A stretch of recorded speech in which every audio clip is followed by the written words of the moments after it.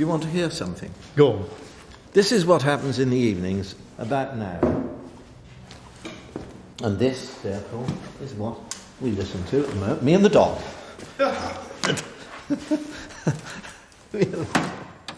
Martin Graham is passionate about the music of Richard Wagner to the point of obsession.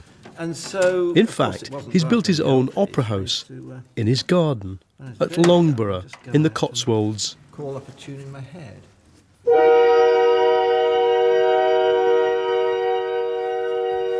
This is first act of Gotterdammerung. Come and see the Norns. It is very grand, this staircase. In a few weeks' time, the gardens here at Loughborough will be full of people dressed for dinner, preparing to experience the ritual that is Wagner's ring cycle. Just the staircase is going to be easy, easy go. Martin, why do people even love Wagner? Well, a lot of them don't.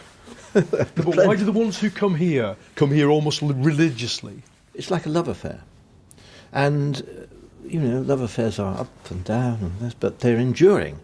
And that's what happens. I think people come back here. It's not the novelty of being in an old tin shed. No. It is really, I suppose in a funny way, it's like the archers with the gods in the village, isn't it? It's an everyday story of gods. An everyday story of violence, sex, incest, intimidation, the lot, yes. Rebellion. Yes. And somehow art. There's that journey. It's so beautiful. 2013 is the bicentenary of Wagner's birth. There'll be performances of his 4-part opera cycle, The Ring of the Nibelungs, in all the great opera houses.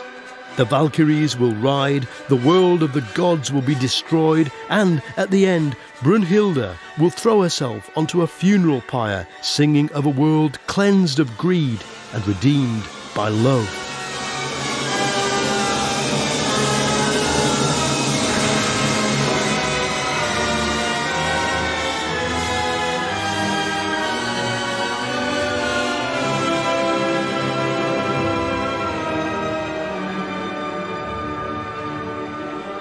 But I've never been satisfied with Wagner's Ring. To me, it feels like a human drama trapped inside a story about dragons and dwarves just trying to escape. In these 2 programmes, I'll be telling the story of how Wagner himself tried to escape the ring, to write 3 sublime human stories that defy the fatalism of Norse myths. Because for me, what's really going on in Wagner is a story about power, sex, and revolution.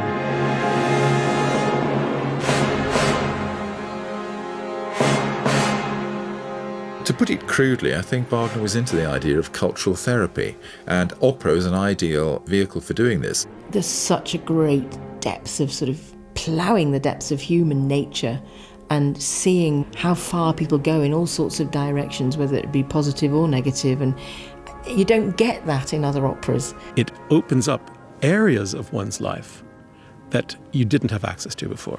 And it's that side, I think, that has to transcend the nasty politics, the anti-Semitism and the rest of it. It's so obvious that racism is part of Wagner's work. I mean, you are deluded, you are literally deluded if you think that that is not true and it's all about great art. Even great art is in Wagner's book something that's questionable. What is great art?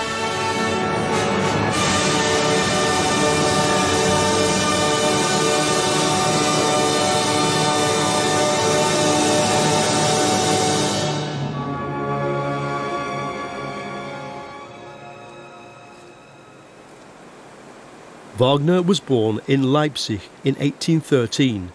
He grew up in a musical family and at the age of 16 suffered the kind of musical epiphany that can scar you for life.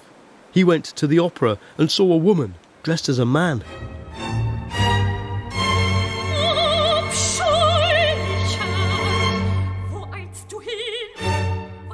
It was Wilhelmina Schröder-Devrient.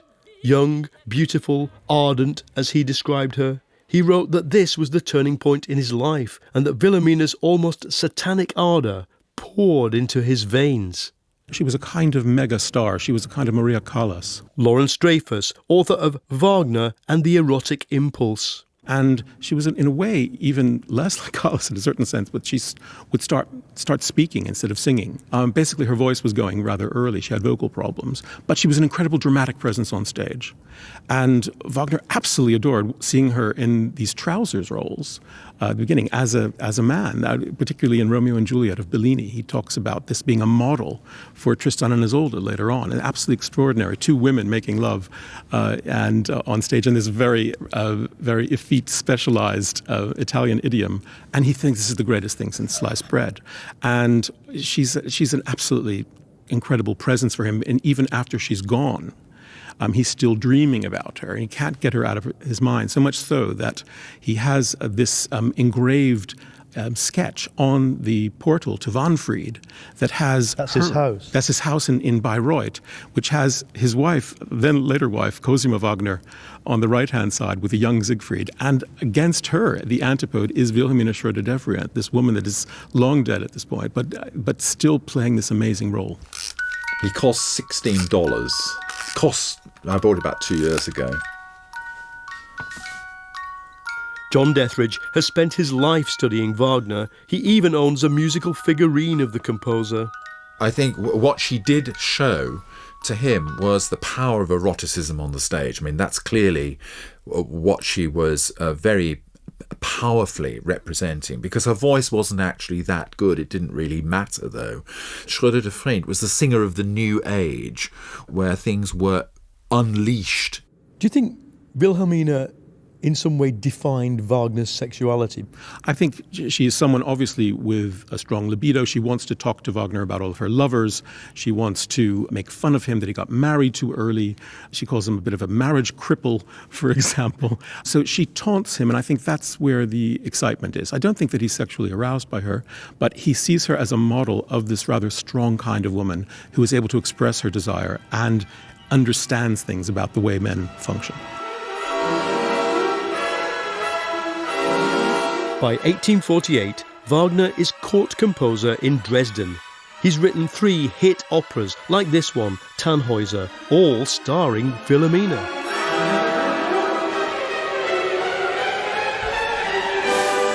And Wilhelmina was a political figure. Both she and Wagner were part of the German left, the so-called Young Hegelian movement, and they were both inspired by the work of one of the great utopian thinkers of the age. His eroticism before 48 is very much influenced by Feuerbach. It's a very optimistic notion of love cures all. So Feuerbach is the philosopher who preceded Karl Marx in that left tradition. Absolutely. So who are these guys, these Hegelian? Well, I mean, they're trying to work through idealized ways of looking at the world, of solving the world's problems. And they're not looking at politics.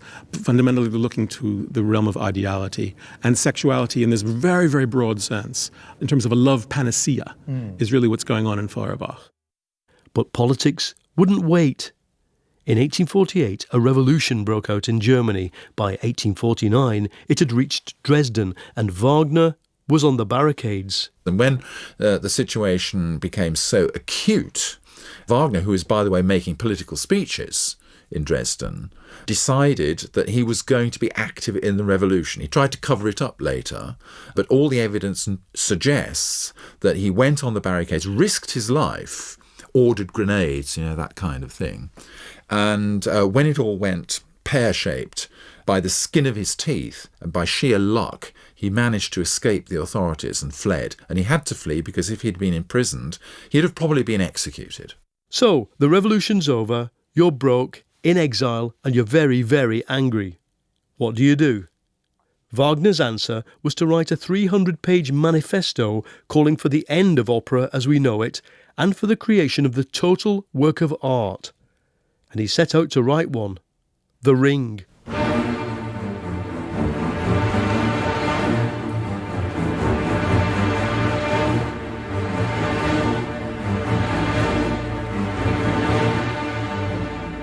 Wagner's Ring is an allegory.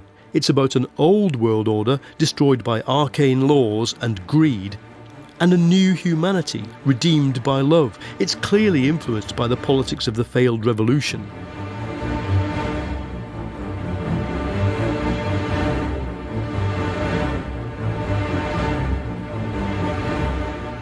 But, says one set of Wagner scholars, there's something else. Anti-Semitism. Wagner adopts an idea of that music art is this salvation, the redemption of humanity. It's also a symptom of progress in liberal states as well. But what the Germans want is a transformation of human nature. Paul Lawrence Rose is a Wagner scholar who has specialised in tracing the anti-Semitism in the composer's ideas and music. And since the Jews are seen as the opposite of humans, of purely humans, that's a technical term they use, the purely human, the Jews are seen as denying pure humanity, oppressing it, obstructing it, whether in Germany or outside Germany. They become the target after 1848 when the revolution breaks out, and they think this is the moment we've been waiting for.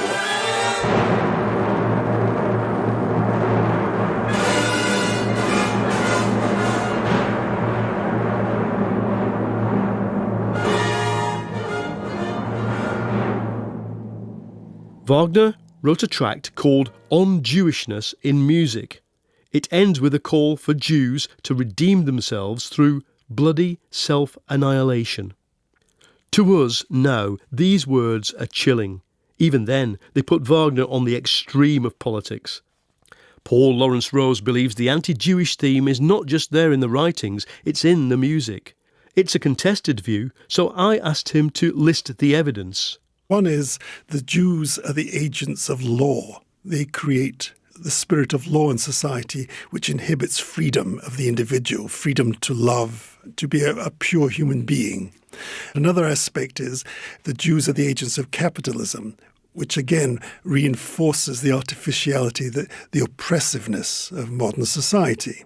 It extends to, for instance, the bourgeois institution of marriage, which is seen as a commercial, legal contract, and it binds people. It stops them being free to pursue their own instincts for love, genuine love, that is to say. And then finally, it's the idea of domination, which is seen as a Jewish thing. Domination of other human beings by means of the ring, giving the holder of it the power over the world and over other human beings, oppressing them.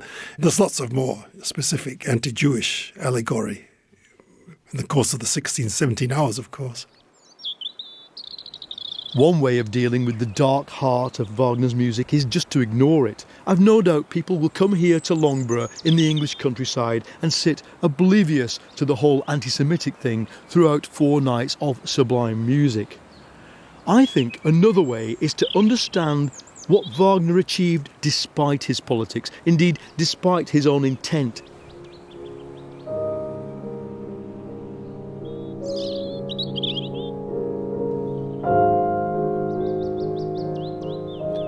In 1857, halfway through writing the 3rd instalment of the Ring Cycle, Wagner stops work on it, and he won't return to it for another 12 years.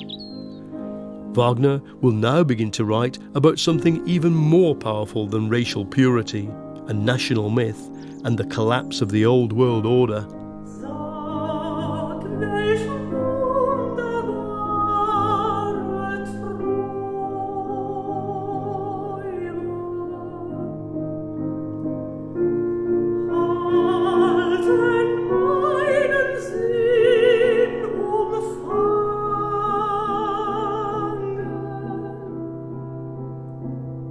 Wagner had fallen in love with 27-year-old Mathilde Wesendonck, the wife of his benefactor. What you're listening to is Mathilde's poetry set to music by Wagner.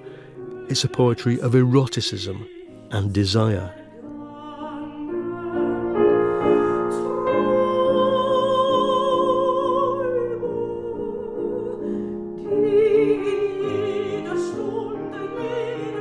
I think the subject matter of them is quite revealing, really. Susan Bullock, the soprano who made this recording. We have, the angel, the start. We have Schmerzen, which is pain. We have Träume, which is dreams. We have this whole Stehe still. The second song is about stop the world. I want to get off kind of, I can't cope with I just want peace and to not have the daily battle of dealing with the world. I think there's a lot in all of it that talks about somebody who is I think, a little torn, obviously, because this is an illicit relationship, if you like. Somebody who's deeply in love and has dreams and hopes, and I think you can really hear that in all of the songs.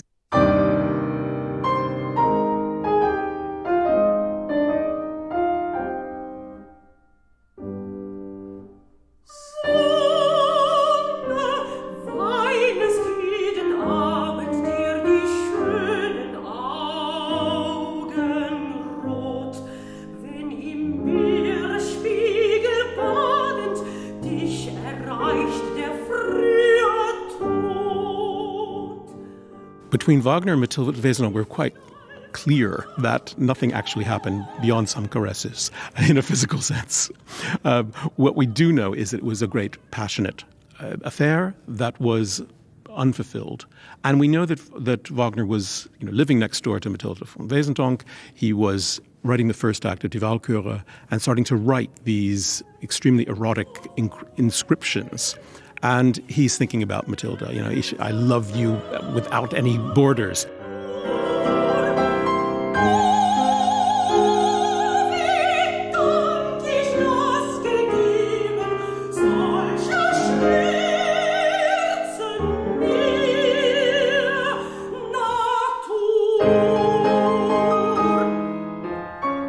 He makes it very clear afterwards that he's never experienced the actual fulfillment of sexual love. And it's partly that desire for that drives him and is his artistic impetus, I think. But falling in love with Matilda was not the only life-changing event of the mid-1850s. Wagner had also fallen in love with a book, The World as Will and Representation, by philosopher Arthur Schopenhauer. Wagner scholar Lucy Beckett.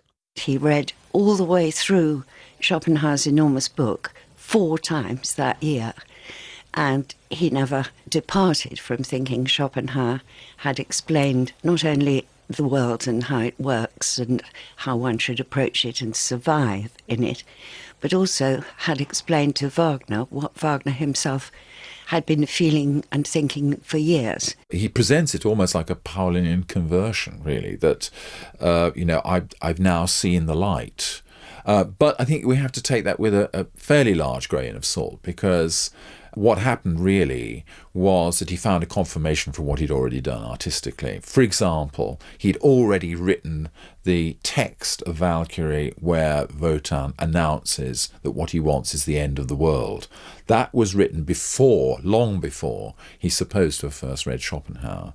So reading Schopenhauer, obviously, was a great boost. So what is the essential idea in Schopenhauer that Wagner latches onto? The essential idea is that the world in which we normally live, the world of daylight and what most people regard as reality, is all illusion and essentially unreal.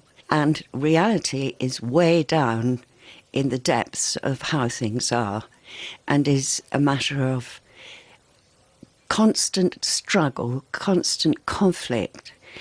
The principle that motivates everything is the will to life, and the will to life is always in conflict with other wills to life in other beings, not just people, but everything in nature. And the only way in which you can deal with the tremendous suffering this inflicts all around on everybody is to first understand that that's how things are, and then achieve resignation and renunciation of the will to life in yourself so that you become calmer, more able to sympathise with the sufferings of others. Compassion is a hugely important thing to Schopenhauer. And you withdraw.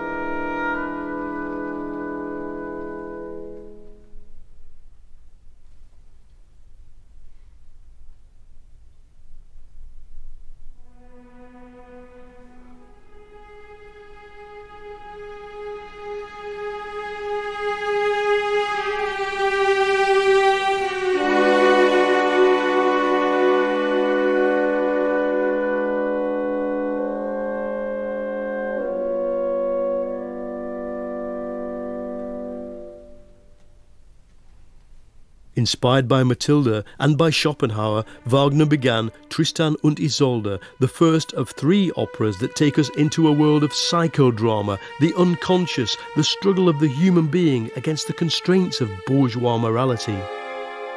Tristan is the story of a princess and a knight who fall illicitly in love after drinking a love potion and can see only one way out.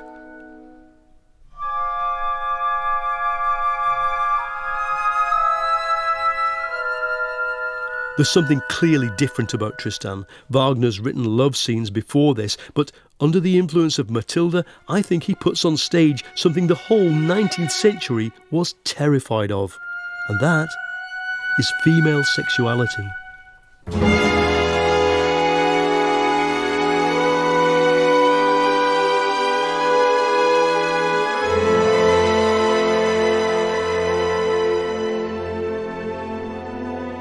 What it does is get to the conscious mind, things which perhaps are swirling about in everybody's subconscious. But Lucy, what is this thing that it's getting out of them? What is Tristan pulling from our subconscious? Sex, basically. It's tremendously erotic work, and it can unleash in people feelings that they perhaps wish they hadn't got or had suppressed, or perhaps they didn't realise they had. I think she's deeply sensual. I think she is a great lover. I think she has a great need for love, for physical love, for emotional fulfillment as well. Susan Bullock has lived the character of Isolde on stage. Yes, O sink hernieder, Nacht der Liebe. Oh, sink down, night of love. Make me forget that I live. I mean, what great words to say to somebody.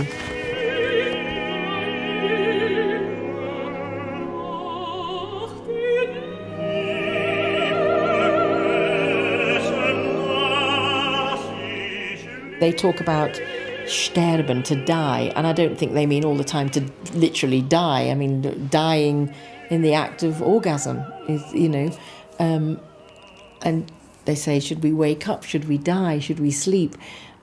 I think it's all talking about the actual act without doing it. Yeah. It signals the first sign that modernism is incredibly radical and is an attack on bourgeois values. Because when we listen to this music, we don't have the same kinds of satisfactions that art was traditionally meant to provide. The whole aesthetic of beauty gets turned upside down. And that's what this eroticism, I think, is so important for. In the character of Isolde, Wagner creates one of the great roles for a woman on any stage. It can be incredibly overwhelming, and the thing that one has to do as the singer is to take yourself to that place and to allow yourself to be overwhelmed by it, and then sort of to kind of almost bottle those feelings so that you don't have that happen to you every time, because otherwise, you could end up in tears, and of course then you can't sing. It's like being in a massive, great big velvet blanket being in this piece. I think he understood women rather well, actually. I think he knows how to express what women feel, be it vengeance or heartbreak or loss, whatever it might be. I think he's very good at really pinpointing it perfectly in the way he writes for women. And the minute I opened that score and really started to look at it, I knew my life was never going to be the same again, because it makes you think about things that you wouldn't think about normally. And you can't kind of go back somehow once you've done this. It's massive. It takes over.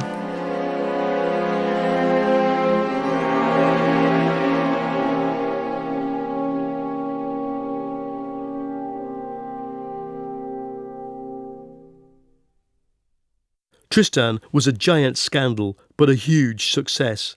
It was written 10 years before any of the late, great psychological stage dramas of the 19th century, before Ibsen, before Chekhov, and way before Sigmund Freud. But, as I discussed with Wagner scholar Lawrence Dreyfus, it's riven with contradictions. We know he wrote Tristan under the influence of Schopenhauer, but Schopenhauer tells us to cheerfully accept fate and to deny our own will. And neither Tristan nor Isolde does any of that. What's going on? What Wagner gets at in Schopenhauer is that extreme negativity and that complete honesty about the rule of sexuality in human experience, the rule of erotic desire, and that submission to that, to those passions, to that will, is the reality of human beings. And everything that is trying to cover that up is a sham. He's not trying to get across a message, it seems to me. He's trying to do what art does best, which is to tell us about experience, the varieties and vagaries of experience. That's where the truth is. Here in Loughborough, this quirky opera house in the heart of England, it's impossible to ignore how far Wagner had come from the Ring once he was enmeshed with Tristan and Isolde. Because Tristan and Isolde may be set in the medieval world, it may be played out on a long ship and with spears and swords, but this is a drama of the bedroom. And the morals and values of Tristan and Isolde are a world away from the morals and values of Bismarck's Germany, and I have no doubt from the morals and values of many of the people who will come here this summer to revel in Wagner's music, because Tristan and Isolde is moral anarchy. It is music that arouses one, probably sexually. I mean, I've seen people that are terribly quiet and sort of withdrawn, people I know who are quite shy, come out and they're suddenly transformed into these sort of animals, and I'm sure that's part of it.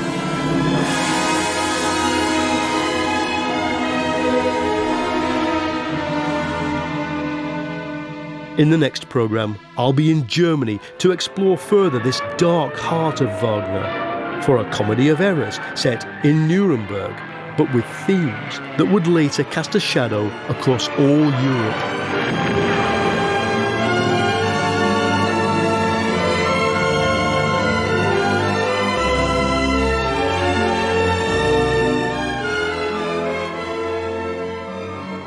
Richard Wagner, Power, Sex and Revolution was presented by Paul Mason, and the producer in Cardiff was Michael Sercombe.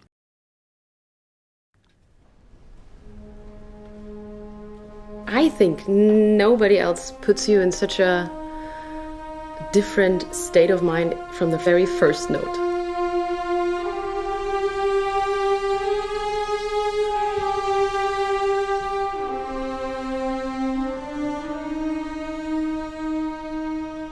It's like being in a massive, great big velvet blanket.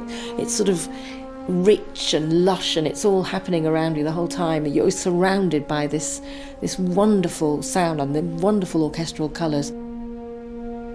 The music is composed in such a way that you have to listen to it. It's simple charisma, and that's why the beginnings of Wagner's operas are extremely important, because they grab you right there and they don't let you go. Having the concentration for 6 hours almost is hard, it's tough. But you sit through it and you listen, and then at the end he brings like the most incredible music that you walk out into the interval and you say, yeah, that's why I sat through the whole thing and listened to it, because it's something more beautiful than anything else.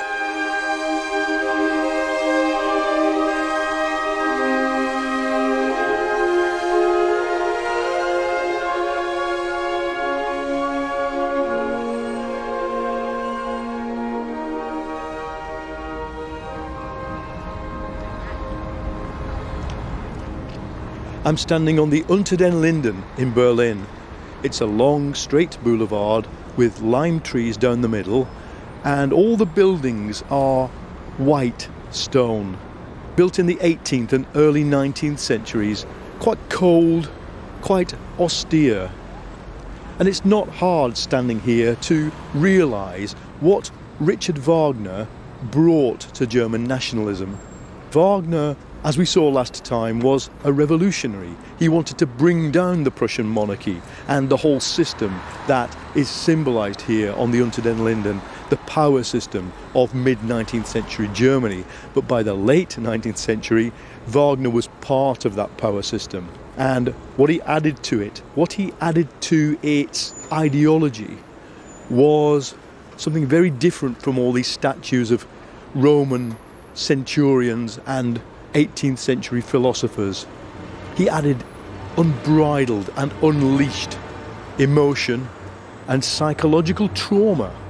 There's such a great ploughing the depths of human nature and seeing how far people go in all sorts of directions, whether it be positive or negative, and you don't get that in other operas. They meet, they fall in love, they fall out of love, she dies, he runs off with somebody else, whatever it is. But it all happens really kind of pow, pow, pow, pow, pow. But in this, it's not. There's such humanity in these people.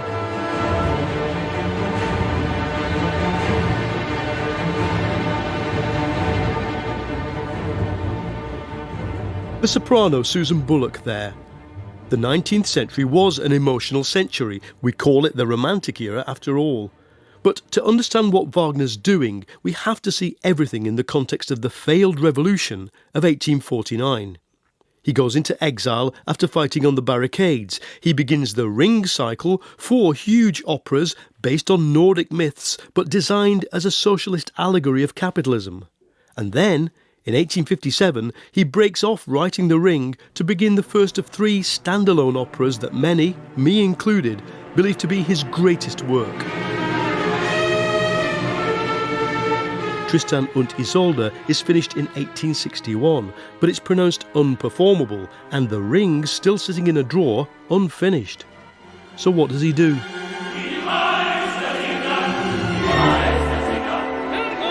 Wagner begins yet another opera that is not The Ring. It's about a musician who puts society to rights by breaking all the rules. It's my favourite opera. The only slight problem is it was Adolf Hitler's too. My name is Kurt A. Rösler. And your job here at the Deutsche Oper? Dramaturg.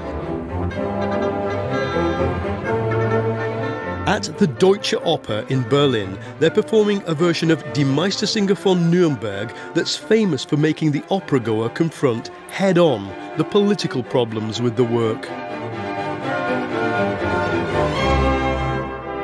The first thing is the overture, and he will see Nuremberg as it was in the Middle Age. With a little model. With a little model, yes. And then projected inside that model is a very striking image, isn't it? Yes. That is the zerstörte Nuremberg after the bombing. Nuremberg after bombing. So the German theatre-goer cannot miss the symbolism of showing Nuremberg as Wagner saw it, and then Nuremberg after the Allies had bombed it to smithereens. Yeah. What is the meaning of that image? The meaning of that is, this is what happens when you misunderstand Wagner.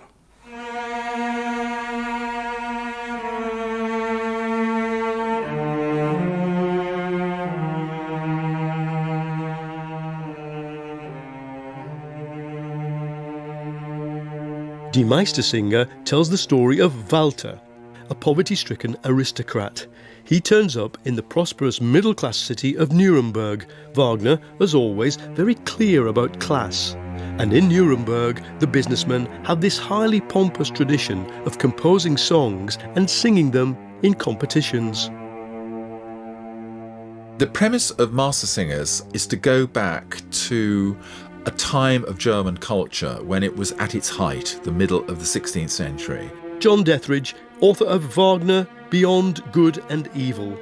It's the time of Luther, the time of Hans Sachs, famous literary figure, where culturally Nuremberg is a vibrant centre, publishing centre, creative centre, musical centre, and so forth. And to remember this as a high point of German culture that we still have to reach in the present. So we're saying this is a model, let's celebrate this, and let's hope that this is the kind of community that we're going to create for the future of Germany. In the story, Walter falls in love with Eva, daughter of a rich businessman, but he can only marry her if he wins the song competition. So he enlists the help of Hans Sachs, shoemaker and poet, a kind of working-class hero.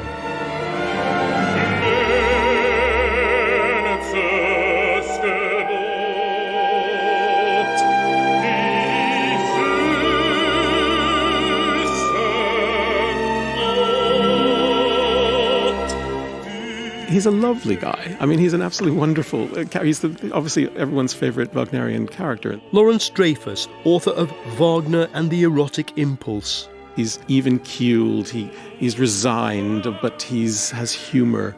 He has a humanity. He can identify with his opponents. He's an ideal version of Wagner for himself, I think.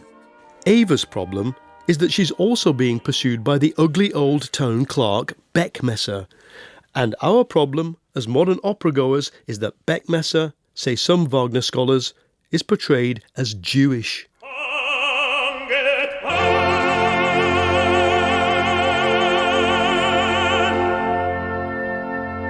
Very often, humour, as Freud said, is represented by the humiliation or laughing at other people's misfortunes. And the butt of humour in Die Meistersinger is Beckmesser. Paul Lawrence Rose, who's written about Wagner, race and revolution.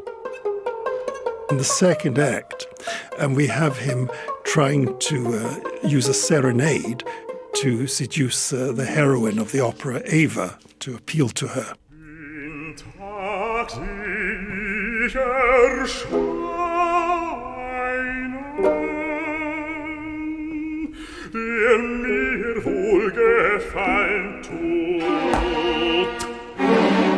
And it leads to a riot. Everyone is set at odds by this serenade in the end, by this caterwauling and so on. If you look carefully, it's something Jewish about the music itself. Technically, it's achieved by using certain klezmer modes, all kinds of other devices.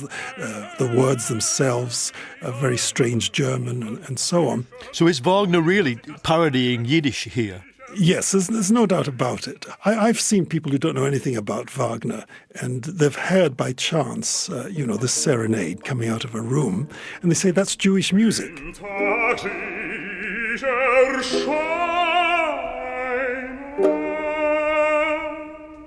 He wants Beckmesser's behaviour to relate to the way he saw the role of the Jew in the society, the role of the critic in particular.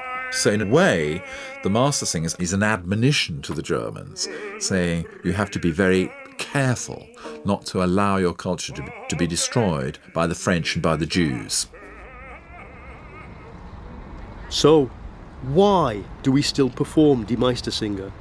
There's an anti-Semitic subtext, Hitler loved it. Well, there is something to love about Die Meistersinger that goes beyond all this, because it's really a drama about the ideal community, about goodness, self-sacrifice, and a very complex and modern woman. I'm Martina Welchenbach. I'm a German soprano from Stuttgart. And Martina's current role is Ava in Die Meistersinger, and the opera shows her fighting for control as three men, Zarks, Beckmesser and the young lover Walter, struggle with each other. You always have the feeling you're never alone, You're never really singing on your own. You're always within a lake of harmony.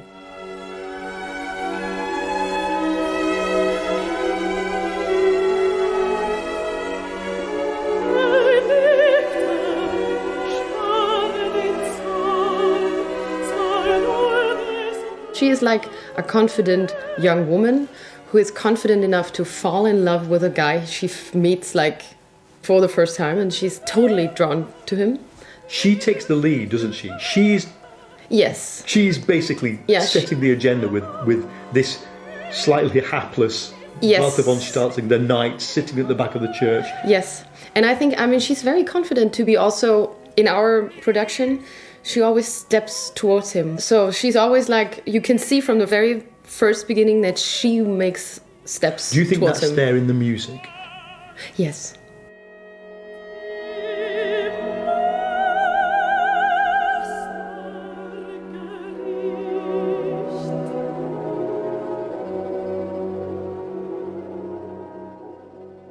But how is it there in the music? What does Wagner actually do to communicate these deep subtleties of human interaction? There is, in the last act of Die Meistersinger, a moment that I think shows it well. He's put a woman into a situation where she's torn between two men, but how do we know what she's thinking? In this scene, the older man, Zarx has just set a trap that will defeat Beckmesser and let Walter marry Eva, and it all seems sorted. And then Eva comes in.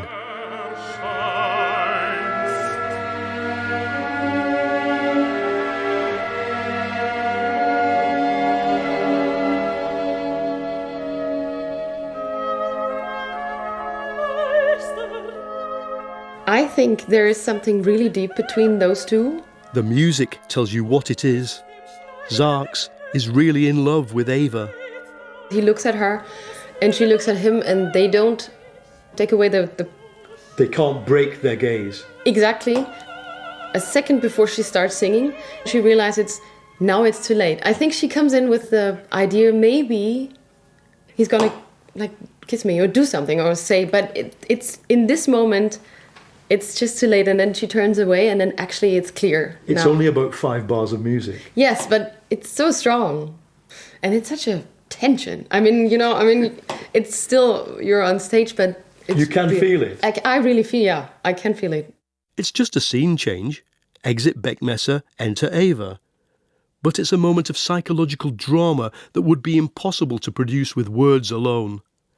This is Wagner the dramatist at work, and over the course of Die Meistersinger, he creates hundreds of moments like this. Eva's suffering over what Zarx is suffering and having to give her up and let her go is one of the most moving things about Meistersinger. She knows what Zarx is going through, and what she feels for him and about him comes out in the first half of the third act in an outburst in which she feels she can't desert Zarx.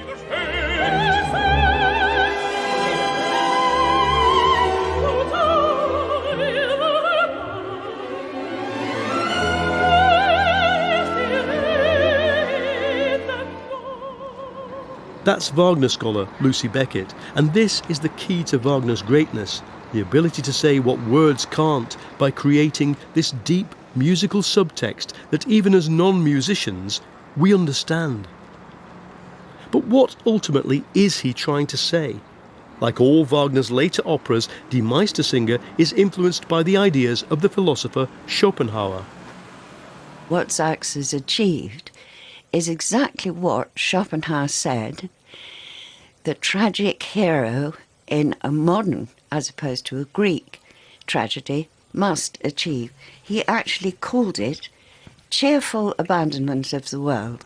That's what Zarx manages, and that's how he steers everybody else to a happy ending. Zarx gives up Eva, and Walter gets the girl.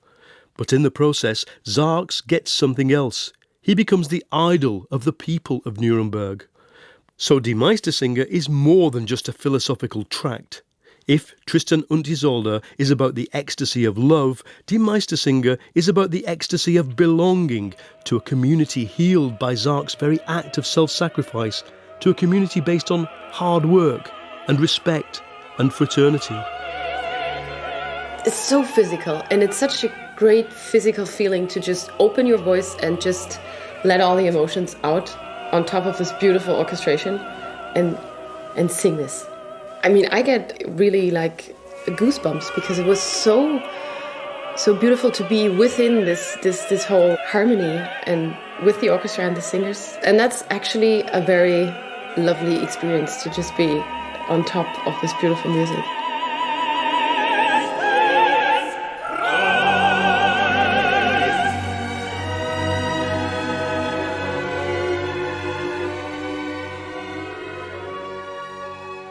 It is this mixture of seductive music, the idealised community, combined, as we've seen, with the Jewish caricature of the Beckmesser figure, that makes the whole opera a minefield.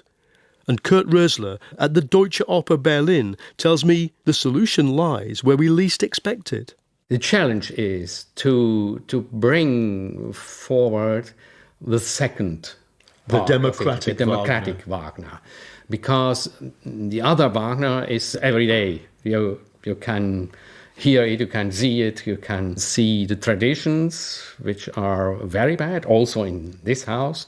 When you see the photographs from the 1935 production, it's awful, because the third act was Nuremberg, but not in the Middle Age. But they produced it with swastikas on the stage. Yeah. And the production you have mounted here does try and rescue Die Meistersinger from that whole other German nationalist, anti-Semitic even narrative. Sure. Tell us how you do it. We do it with Beckmesser, sure, because he is not a comic figure, but he is a human figure. And he wants to give his best. Do you think Wagner wrote it like that? Yeah, sure. Because there are people who see Beckmesser as a pure, sometimes even a pure anti-Semitic caricature.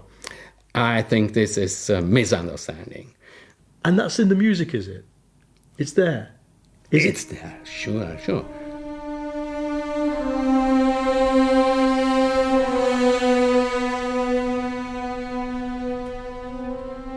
Even as he's working on Die Meistersinger, Wagner's own life is personally a mess. He's still in debt, still technically an exile, and none of the operas he's written in the past 12 years has made it to full stage production. But now, something finally goes right. Wagner said, "Where is the prince that's going to save me?" And Ludwig said, "It's me," and then offered himself. This Ludwig that John Dethridge is speaking about is the new 18-year-old King of Bavaria. Ludwig paid Wagner's debts, set him up in Germany, finally to produce Tristan and Die Meistersinger in Munich. Ludwig, in his own way, was very rebellious against convention. And so the idea that aristocrats are sort of, right-wing and unprogressive, I think is quite wrong. And Ludwig only managed to reign as long as he did because he was so popular. He was a populist. Everybody loved him in Bavaria. He would go on the street and talk to people. The people he hated were his own politicians. So that was the political problem with Ludwig. With Ludwig's money, Wagner would now have the time and space to finish writing the Ring cycle. And it seems the relationship between the two men was quite intense. There's really interesting evidence when Ludwig II of Bavaria shows up on the scene. And he does fall in love with Ludwig. This correspondence is extraordinary because Ludwig writes as if he's writing to a lover. Wagner says that he flies to King Ludwig as if to a lover. And in a letter to a female confidant, he actually suggests for a brief time that he could almost imagine giving up women, but he doesn't. And so I think that's not really an issue for him. I mean, he was quite shocked by the idea of sodomy. Was Wagner gay? Wagner was certainly not gay, but I think Wagner was a straight cross-dresser who dabbled in homoerotic desires. That is to say, he liked dressing up in the privacy of his boudoir in order to compose music. We have lots of evidence about that. He has these close relationships. He encourages what we would call today gay men to show up. There's some evidence that he sees that his own predilections for dressing up and dousing himself in rose perfumes have something in common with what he takes to be gayness. Whatever the truth of that, what we do know is that by this time Wagner was involved in yet another heterosexual love triangle with Cosima von Bülow, the wife of the very man who was conducting Tristan und Isolde, which is itself about a love triangle. And amid all these intense and unconventional relationships, Wagner is at work on creating an institution that will sit at the heart of German cultural life from then till now. His own dedicated theatre at Bayreuth in Bavaria. But it's all taken so long that at times you can feel the strain in the music itself.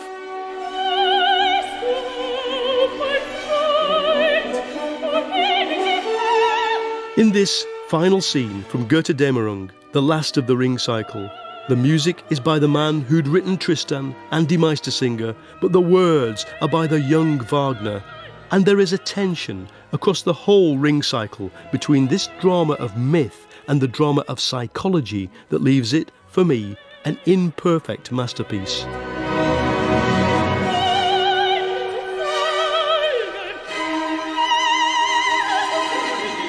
But Wagner had one more opera left to write. He'd lived a life entangled in love affairs. He'd written an opera, Tristan, in which an orgasm is clearly described. His private world, we now know, was one of rose perfume, silk underwear.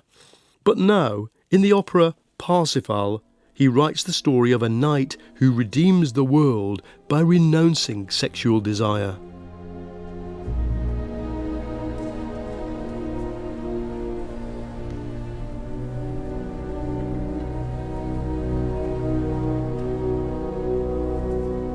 Wagner was temperamentally not a pessimist and not a renouncer and not a quiet character. He was an extremely noisy, over-vitalized optimist who was determined to get all the stuff he wanted to do done, and if other people got in his way and suffered, tough.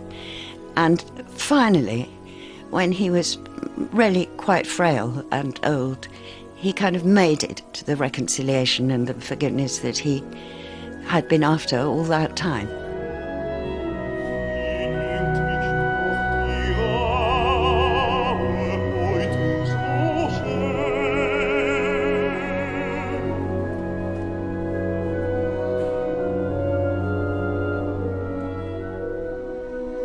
It seems on the surface it's about the denial of sexuality and finally renunciation in this classical Schopenhauerian way. But we need to see that for Wagner as an artist, it's his entire project which comes together. He's someone that needs to connect all sides of his life. He wants to see the ideal of an artistic life as putting everything together. And therefore, it has an accent, it has meanings, it has subtexts going on, and yet it's the most extraordinary ending point. I think he needed closure. I think he intends it really as a moment where there's no going any further, really.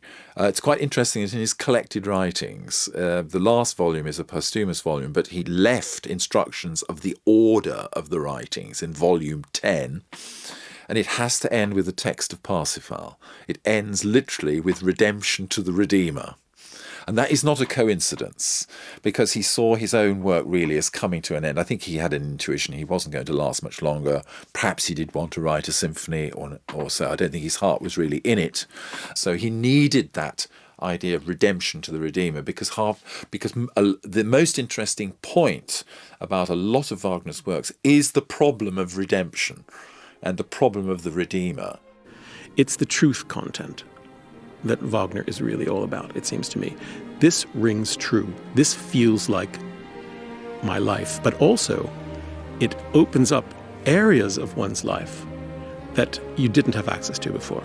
And it's that side, I think, that has to transcend the nasty politics, the anti-Semitism, and the rest of it.